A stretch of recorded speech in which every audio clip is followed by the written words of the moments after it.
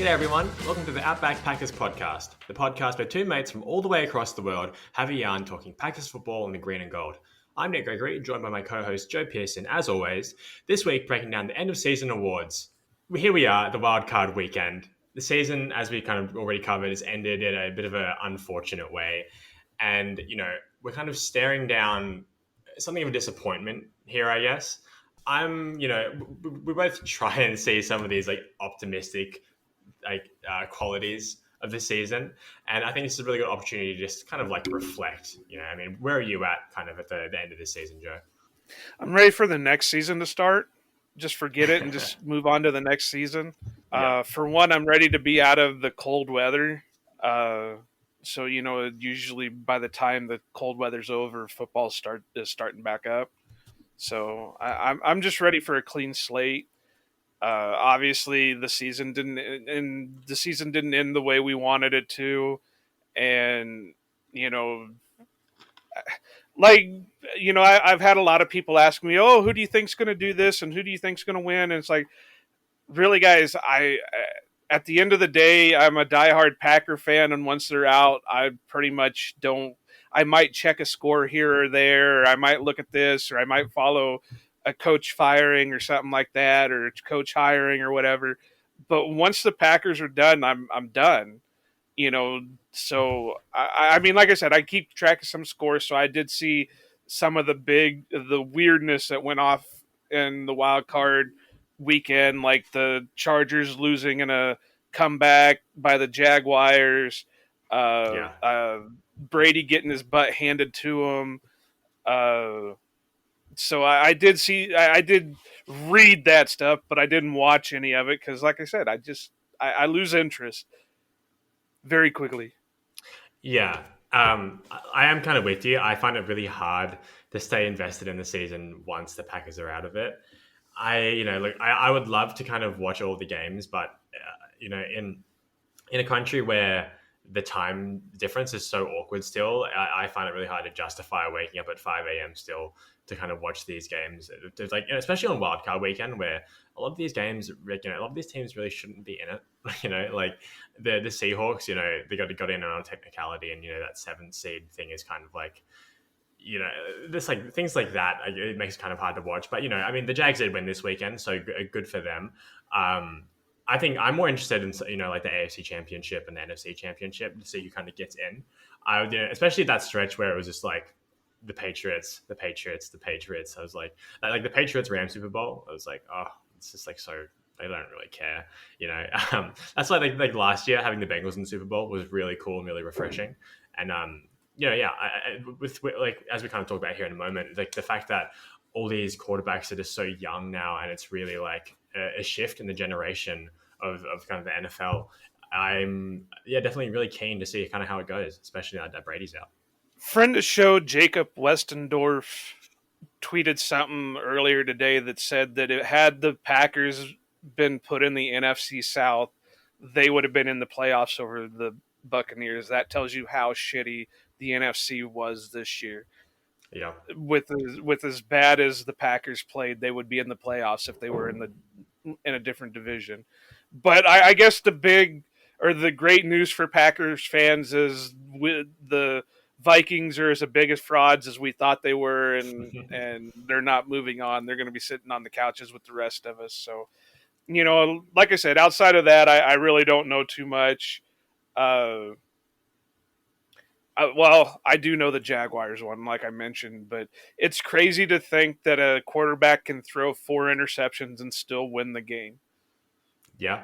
Yeah, and he's the reason that they would have lost if they lost the game, and he's also the reason that they did win the game. So it's just really funny how you kind of live and die by your quarterback these days. So, but yeah, I mean, other than that, there's really nothing I see on your show notes. You're talking about Mike LaFleur possibly, maybe could join his brother, but I have this one thing to say about that. What's that? It would be great to see, brother come on to staff, whatever. I know Matt wanted Mike to come over and be his OC. Was it last year? I think it was in 2021. I believe he wanted him.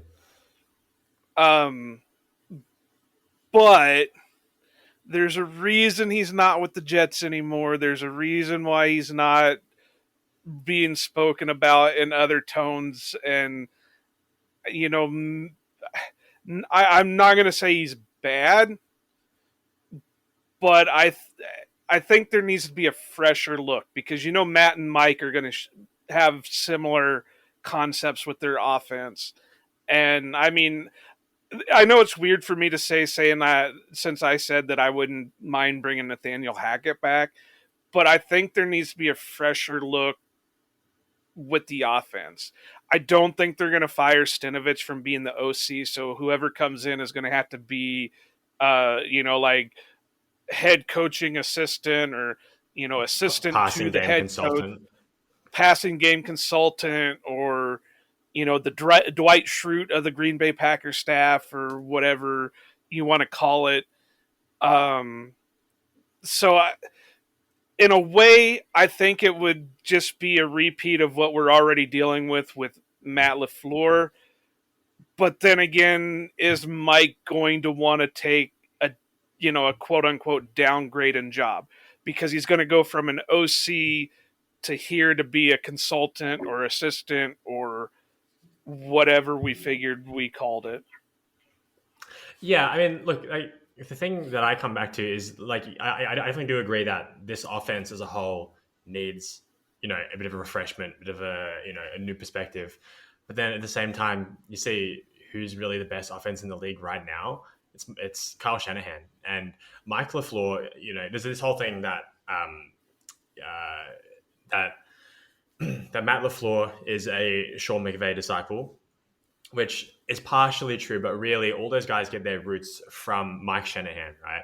And his brother Mike LaFleur is even more of a Shanahan guy because he never worked with Sean McVay in such a close capacity the way that he did. And I think, kind of getting back to a little bit less of kind of like trickery and misdirection, like a lot of the things that you see them try to do this year, like the Ann Lazard thing, and kind of get back more to like relying on play action and kind of building your team from the ground up and just like you just need reliable options. I think there's so many times this year where in the end zone they just tried to get too cute. You have Aaron Jones sitting right there, like we said last week. 2 rushing touchdowns on the season is just absolutely ridiculous. And that way that they ran the Jets offense early in the season was actually really, really good. And I really loved the play calling on the Jets offense for most of the year. So, I think that's an offense that was really held back by the quarterback who was just awful. And, whatever happens, I hope that Mike LaFleur gets a good look from a good team. And I would love to have him on the Packers if you can't tell. But here's a question for you. Or maybe not a question, but more of a statement or a quandary or whatever you want to call it. The 49ers did better without Mike LaFleur than they did with him. I mean, but also that's because the 49ers have like the best offensive roster in football right now. To be fair, this version of the 49ers is a very recent thing. I don't know. Like I said, I'm not going to... They're going to do whatever they want to do with it, but I think the big concern is Mike going to want to come in and not be an offensive coordinator? Mm-hmm. Yeah, because sure, like I said, I don't see them firing Stinovich. I don't see Stinovich taking a demotion unless he gets pilfered by another team, which I don't see with the way the Packers offense kind of regressed this year. Is Mike going to want to come here and just be an assistant or passing game, advisor or whatever we were just calling him? So that's going to be the big question. Same with Nathaniel Hackett. Is he going to want to come back and not be the offensive coordinator? Yeah. I think, no, definitely. I agree with everything that you just said there. And, look, Stanovich was kind of a bit of a disappointment at OC, which kind of like I felt like might happen because he's one of those guys who was just a phenomenal O-line coach, but maybe not as strong of offensive mind when it comes to the play calling and scheme side of things. But I think he deserves another year, and yeah, it's there's no way that you can argue that Stanovic deserves to be fired after one season. I mean, by a lot of accounts, the offense was actually more successful statistically than defense this year. So, it's pretty tough to kind of argue that any of those guys should be straight up fired. But yeah, no, I agree with everything that you just said. The last thing I kind of want to mention before we get this into the official offseason awards is, we have to say it, the Vikings were the frauds we all knew they were. Just get absolutely like clowned by the Giants. I mean, embarrassing defense, embarrassing performance, and feels good. Feels good to watch it happen. Yeah, I mean, I was excited for it. Uh, and I know Justin Jefferson had a complete shit game. So I think Jair broke him. I can't go into the stats because I can't think of them off the top of my head, but I know the last few games after the Packers Vikings game, Justin Jefferson definitely was not the same. Mhm. So, Jair definitely broke him. It's going to be funny to see what happens next year. Yeah, it's his first. I have a lot of faith in Justin Jefferson, but it's his first kind of um, bump in the road, as it were. I guess he has a very bright future, but it's something that he has to work through now, and probably with a new quarterback for next season. So yeah, we'll see. It's just it's just yeah, it's just kind of funny that we get to be the one celebrating the loss in the playoffs this year, not the other way around. Yeah, it's funny. And I know Vikings fans were having meltdowns on Twitter, and it's been glorious. Yeah, so with that, I think it's probably time to get into the season awards. I think the award that we always start with is a team MVP, the player that you thought was the most valuable, that did the most for this team, and was the biggest key to this team in the wins that they got. Who you got, Joe? Aaron Jones, he's been basically the best playmaker the Packers have had forever, it seems like. Um, Even with his limited carries, he still managed to crack over 1,000 yards. He didn't have the rushing touchdowns, but he did have a decent amount of receiving touchdowns. He can do it both in the passing game and the rushing game. So, yeah, my MVP of the team this year is Aaron Jones. Yeah, I think that's extremely fair. He was kind of the reason that the offense got movement for a lot of the season, and yeah, it sucks that he wasn't used more. But I think a lot of that was kind of injuries, as Matt LaFleur alluded to towards the end of the season. But like he said, I kind of hope that he gets an even bigger 2023 season, which if he is back, which I hope he is, could be his biggest season yet. My player for the MVP. And I know Joe's going to make fun of me for this one. It's Christian Watson. I think as someone who as a player who wasn't really part of the team for the first half of the season, he was almost single-handedly responsible for the kind of offensive resurgence. Obviously that kind of coincides with things like the O-line coming back together and Aaron Rodgers' thumb getting better, but the field stretching ability and the fact that he cemented himself as the number one wide receiver purely off his own merit in the second half of the season. I mean, it's so valuable, and it's hard to make a case that he's not the most valuable player purely in terms of like value if you were to move him or trade him, or what he means to this team going into the future. That there's not a more valuable player than he is at the moment. I have a feeling all these awards are going to be Christian Watson for you, even like Defensive Player of the Year. And yeah, for everyone, obviously we don't put out a video version of this podcast, but I got my first NFL jersey this past week, and of course it's a Christian Watson jersey. Not very unpredictable for anyone who listens to this show, and yeah, it feels good. Like I said, I can see him being uh, your pick for every award on this list. I see it happening. I Well, don't there's even one. think Christian scored a tackle, but you're still going to pick him for like defensive player. Well, there's one award that I'm definitely not going to give Christian, and that's the least valuable player. Who do you got for this person who you think was just,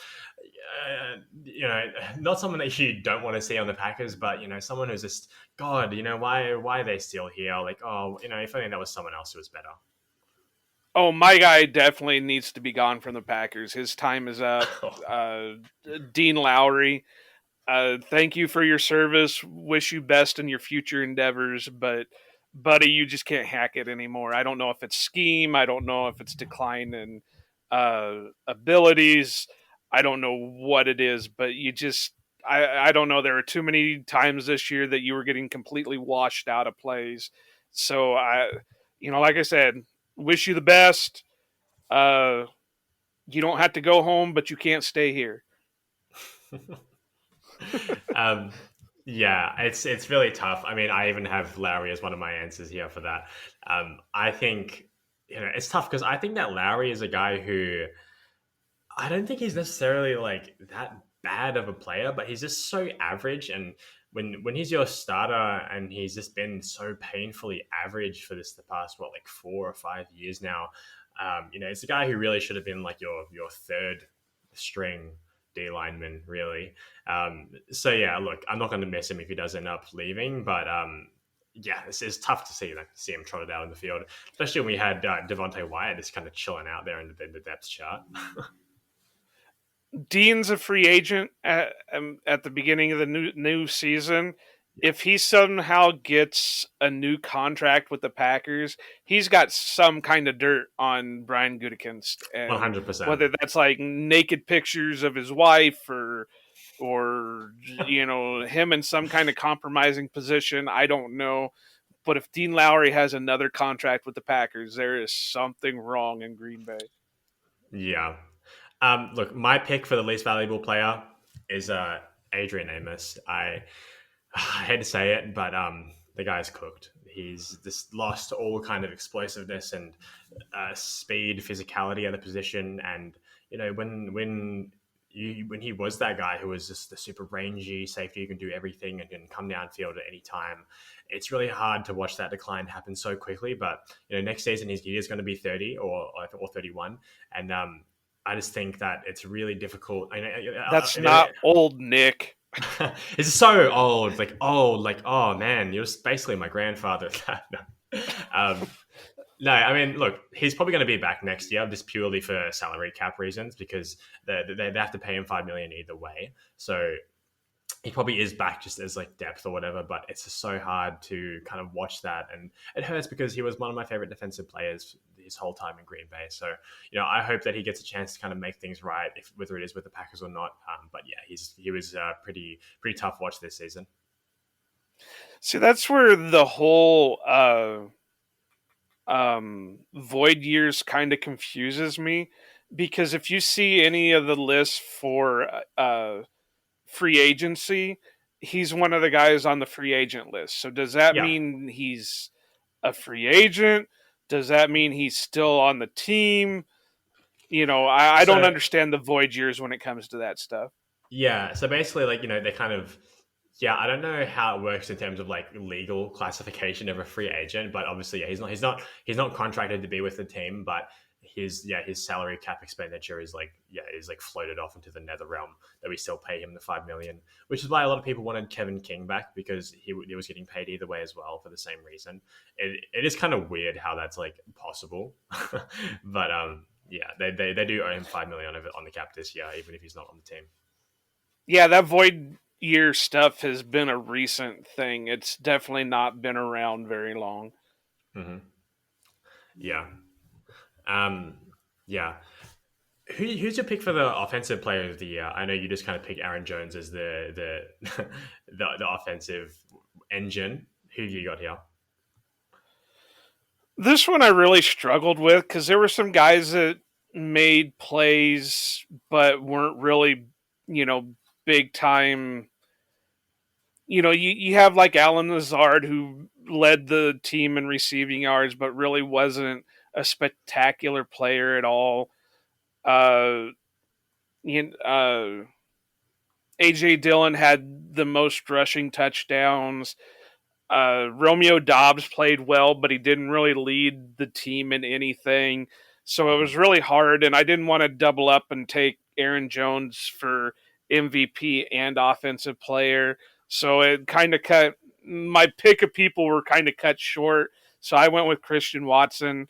there's really not much more I can add that you haven't said already about him. I know we all thought he was a bust at the earliest point just because he didn't make the one catch in Minnesota, but he really came on strong later on when he finally got his confidence up. He did still have moments where he seemed to not be there, whether that's youth, whether that's Rodgers not hitting the right spots. But he definitely has a bright future if he can continue to build on what he did this year. Yeah, for sure. Yeah, me and Joe have kind of swapped players here for MVP and Offensive Player of the Year. Yeah, my pick for Offensive Player of the Year is Aaron Jones. Again, like we kind of said earlier, he is really kind of the lifeblood of that offense, and this offense looks the best when it runs through Aaron Jones, and that has been the case for 4 years now, even before Matt LaFleur had come along. He's such an electric player, and he really can do it all. And I know we've seen Rodgers miss him on that kind of go ball probably like 110 times by this point, but he has great hands, and he can run really good routes, and he's just developed into such a great all-rounded back, and he's kind of like a continual top 5 running back in the league. So he's my pick for the Offensive Player of the Year. The only thing he needs to fix is stop fumbling in crucial moments. Funny that you say that, actually, because he definitely has a habit of fumbling in crucial moments, but I think he still only has like 6 career fumbles, which is extraordinarily low when you look at like a per play Oh, it is, basis. but look at when the fumbles usually happen. It's when we need him not to fumble. Yeah, no, it's true. It's absolutely true. You think of every big loss they've had, and it's usually punctuated by Aaron Jones fumble. Yeah, and that's usually what knocks the wind out of the Packers' sails is when he fumbles, then everything just goes downhill. Yeah, yeah. Um, Who's your pick for the defensive player of the year? This is a unit that was a little bit disappointing, or a lot of bit disappointing. A unit that was supposed to be kind of top 3 or top 1 heading into this season, ideally. Who was the bright spot for you on this defense? Well, like you said, and like I kind of talked about with the offense, it's really a small group because there weren't very many bright spots on it. A lot of the guys that we had high expectation for really regressed coming into the season. So, but I talked about this guy. It seemed like every episode of our podcast, and I said the one thing I loved about it was that he was finally trash talking on the field. I think people started to finally come around to his trash talking when he did the gritty on Justin Jefferson. Um, and caused him to almost knock out a ref, and really must have screwed him up because he didn't do Justin Jefferson really did not do well the last few games of the season. But my guy is Jair. Yeah, he was kind of up and down for the most part over the season. Yeah, he did do some trash talking at some not opportune times, but he still showed that he's definitely a top corner in the league. He's definitely worth the money that they're paying him. And now with this new attitude, I don't know how you can't love the guy. Yeah, man. I find it difficult to disagree with anything that you said there. Look, my pick, if he was around for the whole season, would be unequivocally Rashawn Gary. This is, kind of the real heart and soul of the defense, basically one man pass rush on his side of the ball there. But, with him out, I have to agree with you. It's Jair Alexander. He is, in terms of pure play, he's the arguably the best player on this defense, and someone who's getting paid. Like you said, he's worth every single dollar. So I love the attitude that he brings. I love the swag, and I will. It's going to be one of the best memories from this season is just him, swatting the ball out of Justin Jefferson's hand and just doing the gritty in his face, and the whole defense is running into Justin Jefferson's face after that interception. It's just it's fun to see that the kind of attitude out of the defense, and it starts with Jair. And really, it came down to, who else would have been a bright spot on this team and on the defense. And like I said, there really wasn't any. The safeties were kind of Razul and Devondre, after getting paid, were just kind of The only other one that I could really think of to earn defensive player would have probably been Preston, and even he didn't have a tremendous season. I mean, he still led the team in sacks, but it still was only 8.5 sacks. Mhm. Rashawn was well on his way to get that by mid-season had he not tore his ACL. So I mean, there was really no one else that I could think of that would have been perfect for the main guy of the defense. So there was no other choice. Yeah, and it's a shame because I think this would have been a really good year for Rashan to make a serious run at the Defensive Player of the Year for the league. I don't think there's really any clear cut candidate for that award. With this now the season's over, so it's a shame that the next year and a half most likely is going to be real tough for him to come back. But yeah, I think these are the kind of the bright young stars we have in this defense, and I hope that next year is better for him. The only bright spot is him being injured. Maybe will lower his price tag a little bit when it comes to re-signing him. Yeah, I hate Maybe this. lowers it just a hair. I hate to say it, but yeah, it's gonna be another market setting contract. Otherwise, I mean, and it's hard to argue against it, right? So yeah, I don't know. But yeah, had he not been injured, he probably would have been it. I mean, I still might have went Jair over him if you could put Alex Jair's season with what Rashawn probably was projected to have. I still think I would have went Jair a little bit more because I think Jair would have had a little bit better stats because with Rashawn rushing, it would have pressured the quarterback more, and the Mhm. quarterback would have had more mistakes. But that's all what if, if my aunt had balls, she'd be my uncle, type Mhm. thing. Yeah, no, for sure. So it nobody will know, but yeah, it's it's a toss up, really.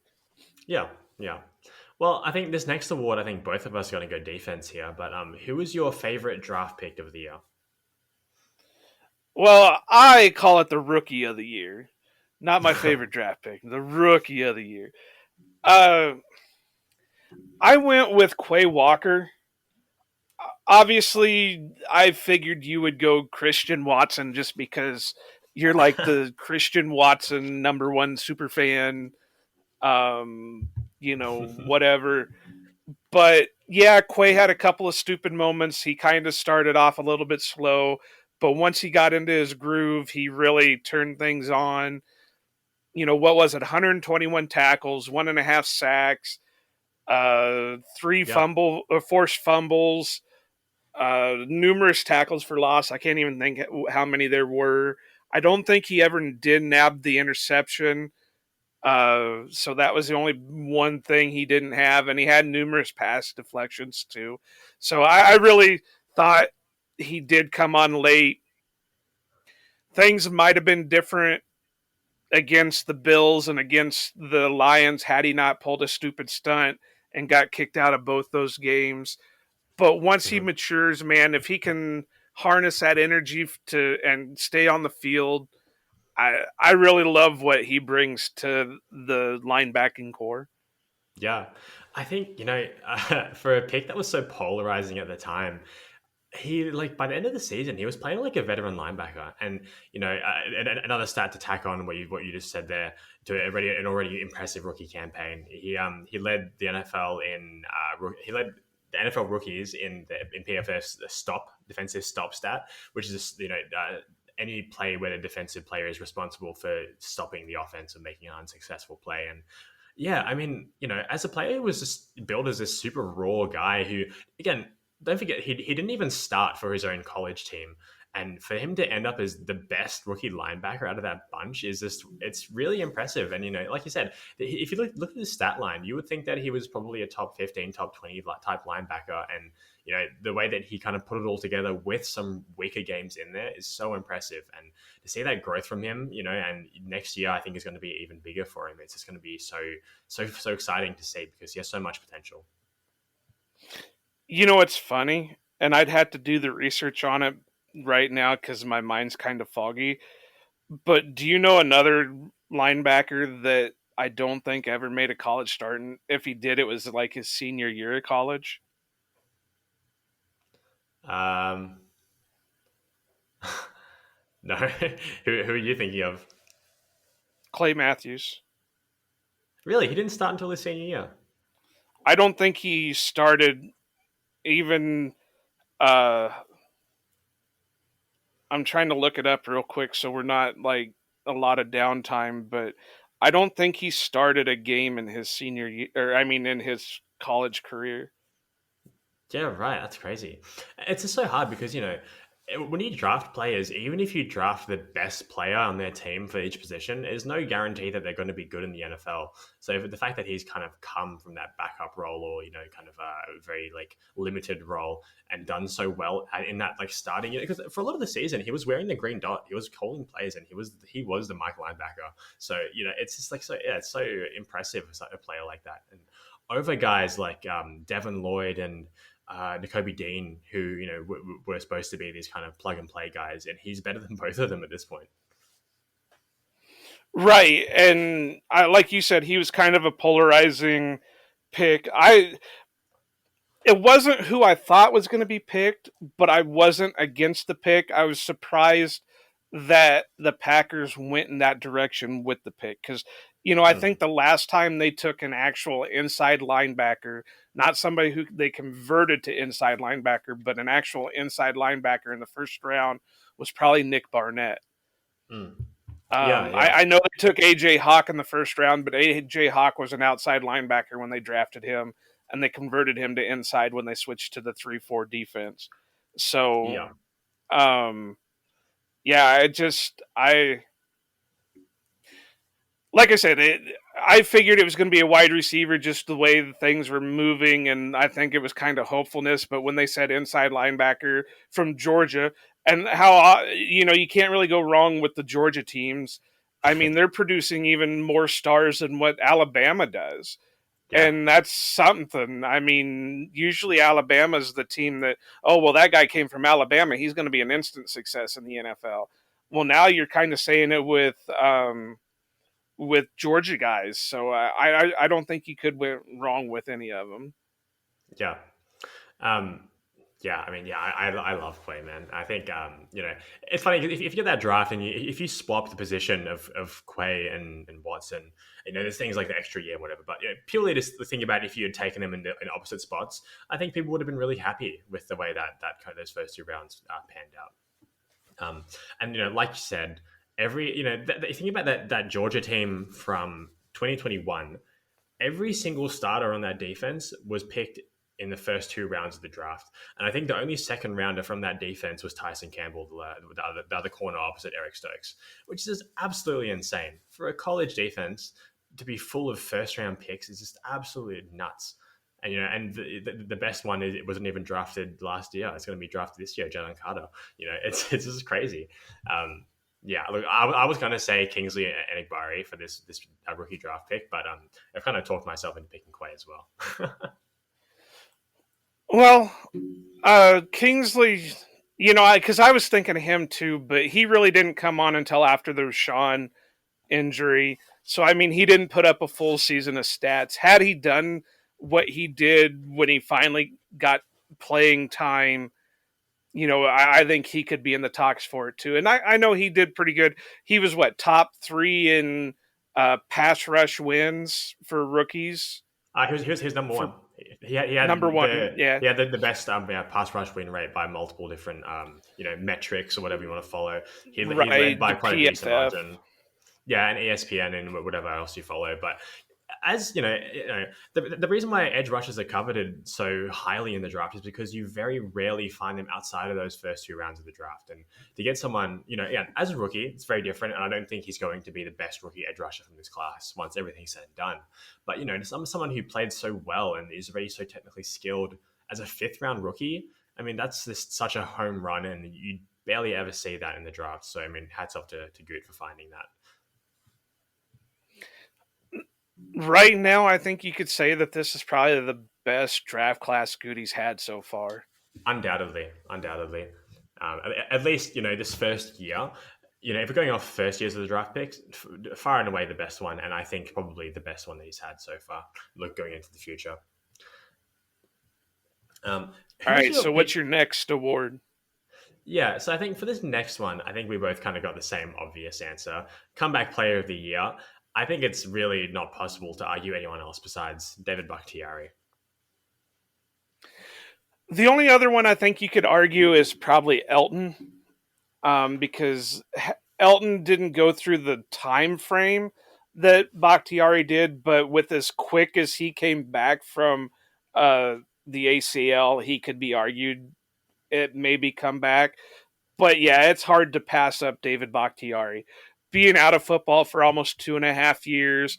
What was it, 3 to 5 surgeries, all kinds of issues, and to come in and finally start playing again and come back and settle in at what seemed like an elite level once he got back into playing shape. It's hard to pick anybody but him for comeback. Yeah. It's really kind of reminiscent of the Andrew Luck comeback. Like he was gone for basically the same amount of time, 2 years, and you know, no one was sure he was ever going to play again. And in the season, he was still rehabbing and he was getting taken out of games. That whole weird thing with Yosh Nyman where they were playing half games together, it was so bizarre and really unprecedented. And for him to kind of just take that job once again and solidify himself again as a top five left tackle, in that injury year where he was still struggling from the knee at the start of the year. It's remarkable. That's why I think some of it might have been his own confidence. He wasn't sure about how the knee was going to handle, and once he finally got into contact and finally got into gameplay, and the knee wasn't causing him any more issues, and he got settled in, the confidence got back into it.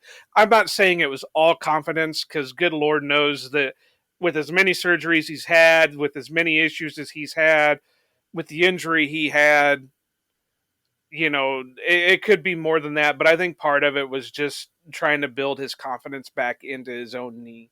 So, but it's great to see. I know some people are saying, well, maybe he won't be on the team next year.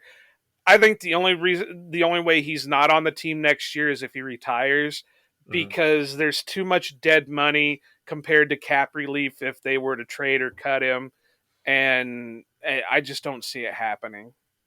Yeah, totally agree. And it's just so hard to to ask for a guy to come off the team, and we just got him back, and he plays such a high level and such a high character guy, and someone who's been so good for this team for so long. One of the rare Packers to get a third contract with the team. I love him having him on the team, and yeah, it's great to see him back. So, kind of as we get here and into away from the player awards and the more kind of abstract kind of awards, what was your play of the season?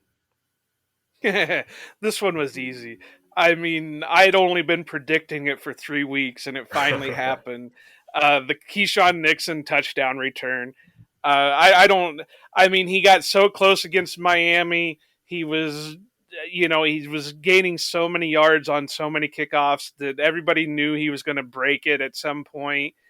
And just to see the wide open hole the special teams created for him, and against the Vikings, it made it even better.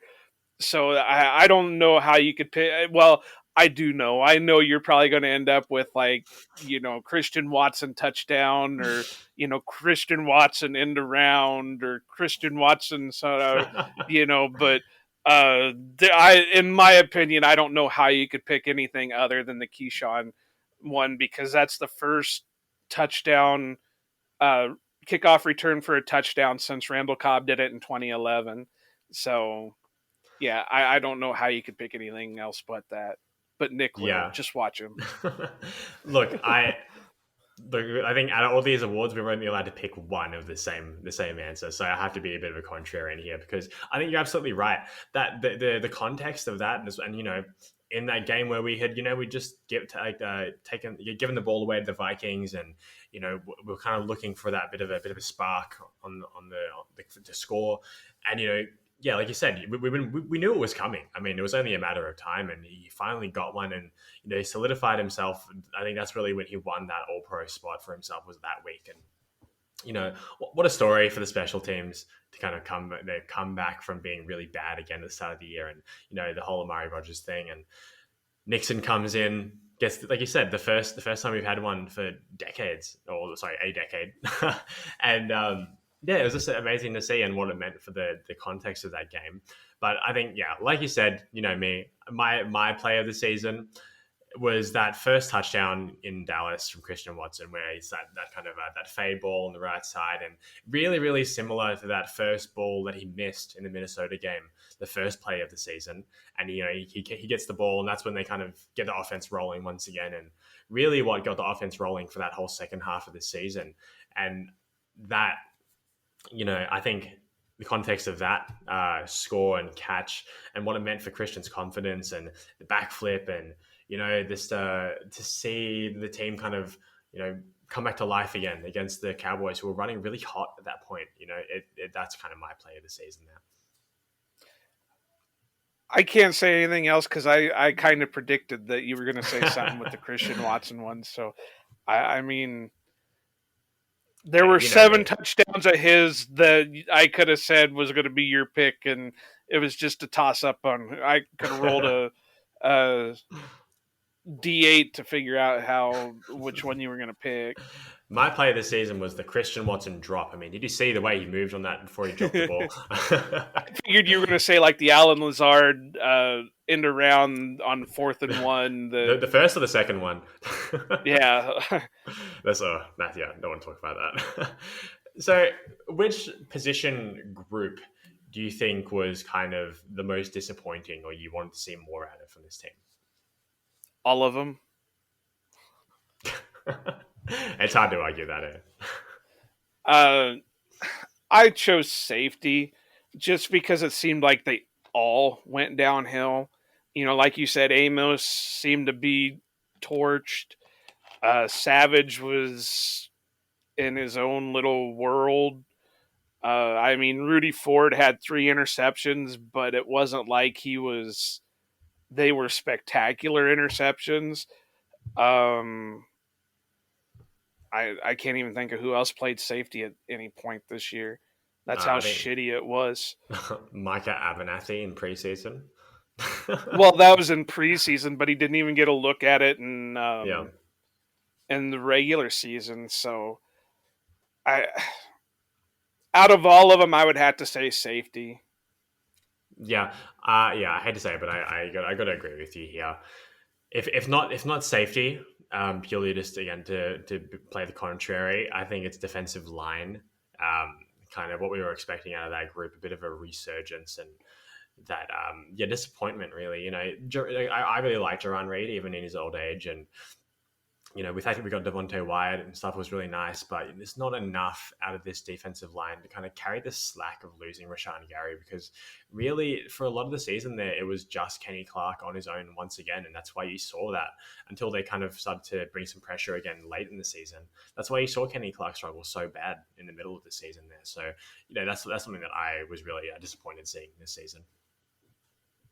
Yeah, I thought defensive line too, but I mean, at least we were getting some splash plays out of the defensive line. We were getting almost nothing out of the safety group. So, Hmm. uh, it was kind of half joking, half truth when I said all the positions on the whole team were kind of the worst position. But with the way the team played this year, it could fit even Hmm. with a 4-time MVP as your quarterback. The quarterback group really kind of sucked this year. Even with Aaron Jones at running back, the running back position really kind of sucked this year. We knew the wide receiver group wasn't going to be that great. The tight end group hasn't been great for years. So I think the only one that you could say really did great was the offensive line. And that's pretty sad when your offensive line is your best position group out of the whole team. Yeah, yeah. It's not. It's the Packers really didn't make these awards easy for us, did they? No, not at all. Damn you, um, Packers. The last one that I want to cover here before we get into these final few awards is, who is your guy for this upcoming season? I mean, not a player who's necessarily the best player, or someone you think is going to have the biggest year, but who's someone that you're really rooting for to kind of improve, or just be more important to this team, and someone that you just want to see succeed. I've been trying to think of this the whole time we've talked about all this and going through the show notes and everything. I really don't know. Well, um, I mean, I would say probably Romeo Dobbs, just to yeah, see, yeah. because I mean, he was really, the way he was running routes and all that. I hate to say it, but he was giving me Devontae vibes, and I would really love to see how he can grow into that, depending on who our quarterback is going into next year. I would love to see how he, common thing I said throughout all the episodes, stack successes, and let's see if Mhm. he can stack success into next year and really refine himself into what we were kind of missing with Devontae. I know you're the Christian Watson stan, but I think while his route running and that got better and he's a real playmaker, I think the bread and butter guy is going to be Romeo Dobbs, just because of the routes he's running and the toughness he has. I think that's going to be the bread and butter guy, while, you know, Christian's going to be the meal guy. You know, for you guys that don't know, Nick is a cook, so I'm trying to use phrases that he would get. I get what you're saying. I think the way I would say it is Christian Watson is the dessert, and Romeo Dobbs is the vegetables that kind of keep your body moving. Because I agree the exact same way. I think Christian Watson is going to be. I don't think he's ever going to be that massive high volume guy that Devontae Adams was, because really Devontae Adams is just a mega juiced up steroid version of that kind of possession chain moving guy. There was years there where Devontae Adams led the league in yards after catch, but that's not what he was there for, right? I mean, he was the guy who was just always open, always reliable. He's just the guy that can move the chains, and that's really, like you said, that's really what I see for Romeo going into the future. I think. I think that Christian's going to be very reliable, obviously, but when it comes to those tough moments, and the, Christian Watson's triple covered, you need someone who can just get open, and you can just get that, the 3rd and 3, the 3rd and 5, someone to just keep the offense moving. I think that's really what the offense lacked this year. That kind of Randall Cobb, the kind of Cole Beasley, whatever slot receiver or whatever, underneath guy you want to label. But I think Romeo can really be that guy, and he's already a good route runner, and he's such a hard worker, and he's smart, and it's so hard to just not root for him. I think he has a very bright future with this team, and let's not forget that he was in the offensive rookie of the year conversation early in the year. I wish Devontae was on the team when we drafted Watson and Mm. Dobbs, Yeah, because I wish the one thing that Dobbs could learn is that jump step that Devontae had coming off the line. yeah, Because I think if Dobbs can learn that, Dobbs is going to be a top 5 guy in the league. I mean, he's obviously he's got to work on his hands. There were some balls thrown to him that he probably should have caught through the season, but that's a young guy thing. Look how many Devontae dropped in his first few years in the league. So that's something he's going to have to work through, but he's got the main thing down. He's got the route running. He was running some of the best routes I've seen out of a rookie in a while. And he had the hand usage, and he had this all this other stuff. And I think he's a little bit faster than what Devontae was coming out. But if he can learn that Devontae jump step to throw the DB off on the line, this kid's going to be unstoppable.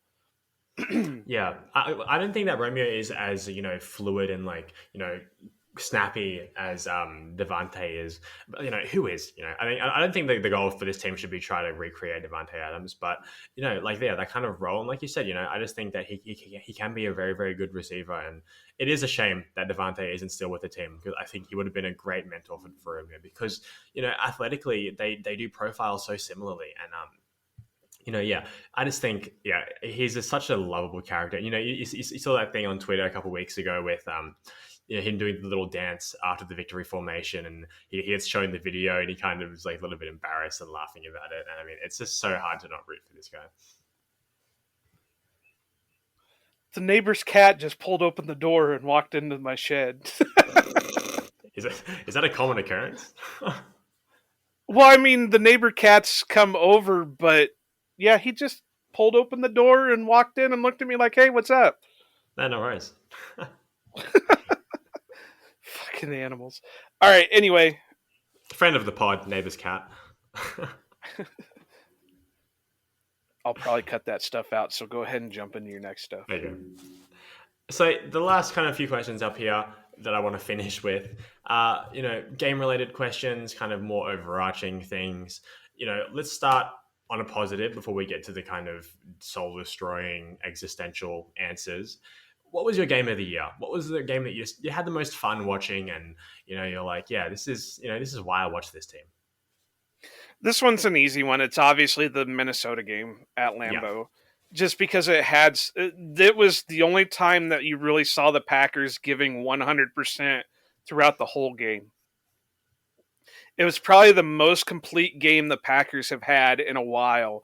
Mhm. And just to see the players flying around to the ball, whether it's the offense, defense, whatever it is, even seeing Mason out there doinking the 56-yarder over the crossbar, I think that was the best game I saw all year.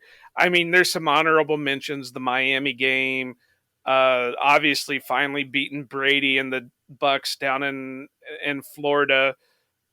But I think my favorite game of the year has to be the Minnesota game at Lambeau.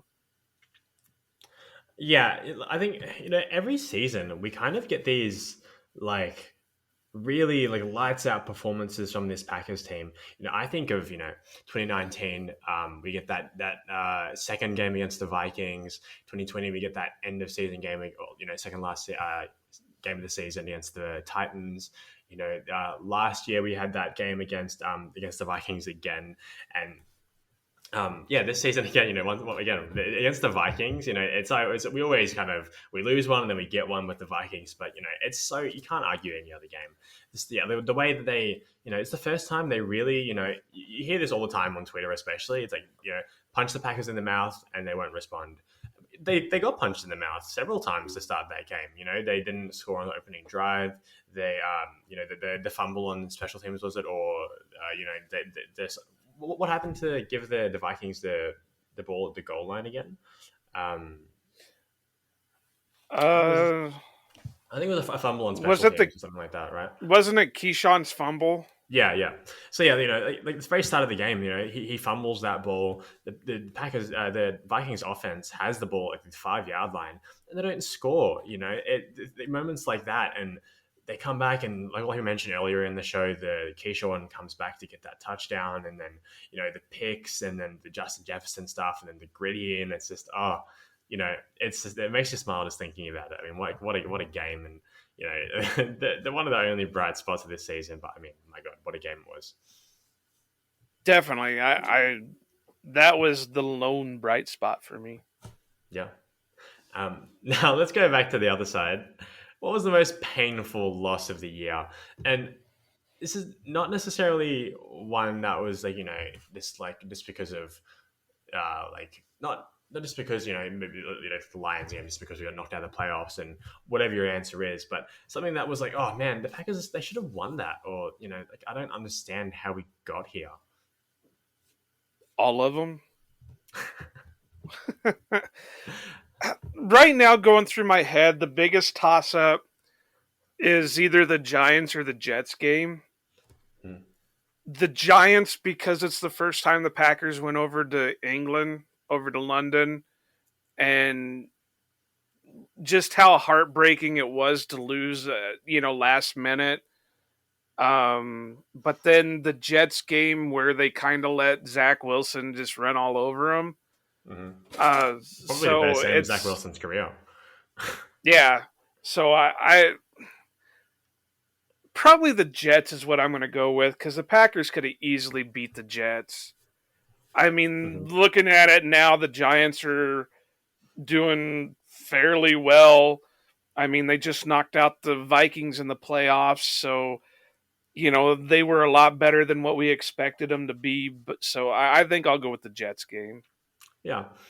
Yeah, I think there's a few contenders for this one. I think the one that really, when I kind of knew that this team was like fucked was that first Lions game because we just had so many injuries. That's when Rashan went down, and I think Romeo gets injured on like the second play of the game. I'm just like, oh my god, this I can't believe that against and like the worst defense in the league at the time, not even close, and they scored what like 10 points or something. It's just like, oh yeah, that one sucked. And it's these games that like, yeah, like that Giants game especially. It's because they were in the lead. They could have won that game. It wasn't like it was they kept making mistakes at the start of the game and they're never in it. It was like no, they were winning that game and they should have won that game. It was the mistakes that put themselves out of it. I mean, they lost that game for themselves. And yeah, I think my pick is probably the first Lions game, just because the loss of Rashawn Gary. Makes sense. I Now, really don't have any more to add to it because you pretty much hit on all the notes to it. yeah, um, what game do you think was kind of like that defined the way this season went? A team that struggled and had a few bright spots here and there, but really was just a bit disappointing. Kind of fell flat. I mean, what performance felt like that to you? I'm going to say the Patriots game. Really, that's interesting. I didn't expect that. Well, because, yeah, it was a win, but it goes to show the Packers could do good and then turn around and do bad, and do good and turn around and do bad, and do good. You know what I mean? It was the Patriots game was that whole roller coaster where, Mm. they should have won handedly because they looked like they were going to go on and win handedly. They knocked out Brian Hoyer. Bailey Zappi comes in. They're down to their third string quarterback. And, that one went to overtime, didn't it? Yeah, yeah. Just the oh god, don't make me think about that. Fucking the whole backup quarterback thing, and going into overtime against Bailey Zappi. Oh god. Yeah, so that's what I mean. That was the defining game of the Packers season. That they had their good moments, but then they played like shit in other moments. So it all encompassed one game. The whole season was encompassed by that one game. Mm. Yeah, that's actually a really really good pick. I totally erased that from my memory. Thanks a lot for that. You're welcome. For me, I think that last Lions game. I think was just like the epitome of everything for this Packers team. Christian Watson still gets 100 yards, no worries. But this team this absolutely struggles. Aaron Jones is nowhere to be seen once again. The defense is okay and does just enough, but really is whatever. I think the the fact that they had the ability to win that game and they just couldn't. The offense can't get moving despite having everyone available. The O line disappointing. Aaron Rodgers is coming up short once again. Your suspect play calling, the horrible red zone offense. I mean, the special teams was good in that game. I think for the most part, but it's everything to me about that game and the fact that it ended with them falling flat on their face and getting embarrassed by the Lions in those last couple plays there. That's kind of what the season was to me. Yeah, I mean I can't disagree because I honestly think again you could pick any game in from this season to say that's what this team was. I mean, whether it was a win, whether it was a loss, that's what this team was. Mm-hmm. Yeah. Yeah, I think that they played the same game for a lot of the season, so I can definitely see that. So to finish up here, the last kind of thing I want to end this show on is how exactly would you sum up this season? Just give me like a short phrase or just a couple words. It's like something that you would kind of just if someone said, "What did the 2022 Packers bring to the table? What did they mean to you?" How would you respond? Trash, dumpster fire. Well, now you're just going easy I on well, there's a lot of words I could use to describe it, but I don't know if you want me to say them on here. them. Um, I will dumpster fire. Just I think that's my thing for it is dumpster fire because that's really what it was. It was a contained fire, so it wasn't burning down buildings or anything, but it was blowing hot in that dumpster. Mhm. Yeah, I think in a lot of ways, this was really kind of the worst outcome we could have had for this season. Oh no, it could have Like been a lot worse, but not to say that there wasn't good things about this team, but the fact that this is really, if someone asked me what is the worst position a team could be in the NFL, this is really it. I mean, a team that's overextended their window and gone all in for the third season in a row now. Their cap situation is absolutely abhorrent going into next year.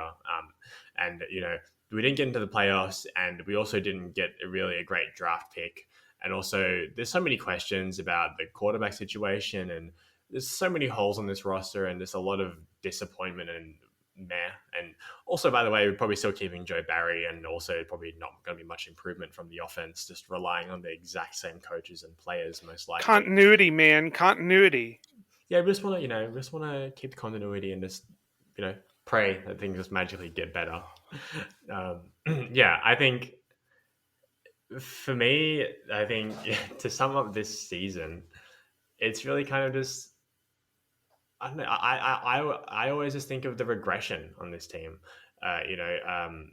or kind of yeah, you know, limbo is kind of how I would describe this feeling, right? You're kind of in between, picking between Jordan Love and Aaron Rodgers and the kind of mixture of these two half-assed plans at the same time, and yeah, not being in the playoffs and not getting a good draft slot, and yeah, I guess limbo is kind of how I would describe this NFL purgatory.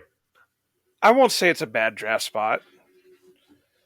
It I mean, might not be a top 10 pick by any means, but think about where Rashawn was drafted at. Think about where Jair was drafted at. It was right around the same pick. I think Jair was number 16 and Rashawn was 12. he was, yeah. Rashawn was 12, and I think Jair was, yeah, like 16 or 17.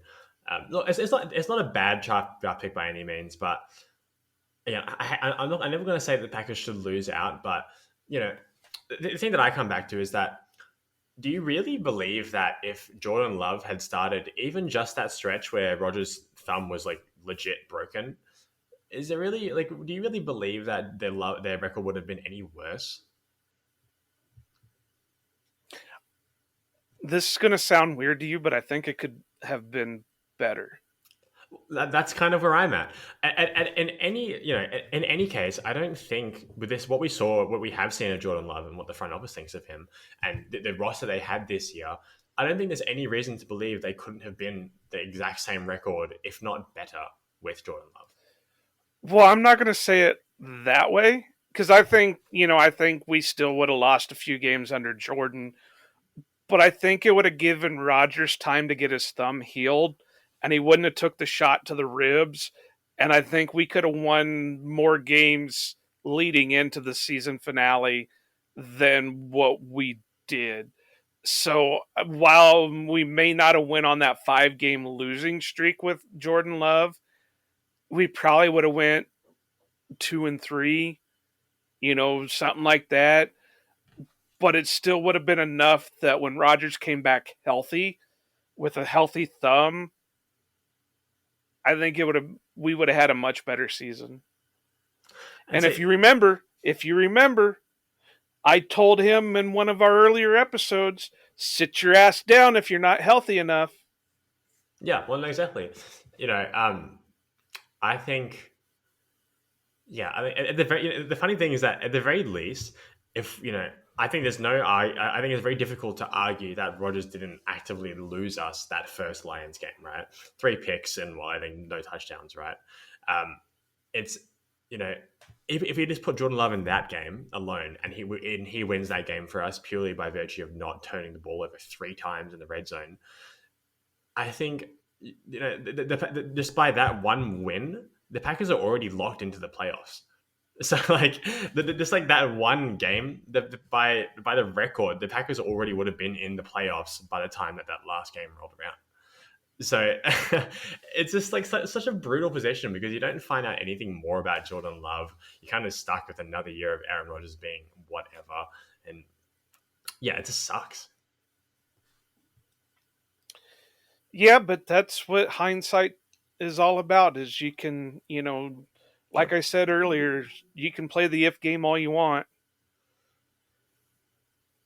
Yeah, yeah, I think It's also because I was on the train that Rodgers should have been gone after that second season. That's the second MVP season. So, but whatever. We're here now. We're with the Packers in the way that they are, and we're kind of going into the next season with a lot of uncertainty. And you know, there's so many questions to be answered over the course of this off season. But yeah, me and Joe are going to be here doing a lot of off season coverage. We're going to be going over the draft, every single position. We're going to be, bringing on a few guests to kind of break it down with us. And obviously, if anyone who listens to the show has any questions about, things they want us to kind of go into and talk about, you're more than welcome to add us on Twitter as always. Just kind of a scheduling note. Nick and I have been talking, and we're going to take the next 2 weeks off. So you will not get a new episode in the next 2 weeks, but we're going to come back starting in February, and that's when we're going to start our draft coverage. But we want to take the 2 weeks off so we can get our programming information started. We can start digging into positions. We can get guests scheduled and, kind of see what we want to do for the off season. But we're not going away. We'll be back in 2 weeks, maybe even a week and a half. Who knows? But don't think something happened to us just because you're not going to get an episode in the next 2 weeks. Yeah. I mean, look, if I'm being real, it's just so I have 2 weeks to build my Christian Watson shrine in my house. So, it's just, it takes up a lot of time. If we don't come back, it's all Nick's fault. So just remember that if we happen to not come back, it's all Nick's fault. Yeah, and also don't forget, guys, I'll put up another post soon as well, but we are doing a giveaway once we reach 100 followers on the @Outback_Packers account on Twitter. If you follow and like, comment, subscribe, all that good stuff, you're more likely to get a chance to get this. The John Kuhn 8x10 signed, autographed. It's all on Twitter. I'll make another post about it, but don't hesitate to get in on that, guys. And there's no purchase necessary. You don't even have to retweet. Just follow Outback Packers. Get Outback Packer up to 100 followers. We'll randomly throw all the names we'll throw the names in a randomizer and,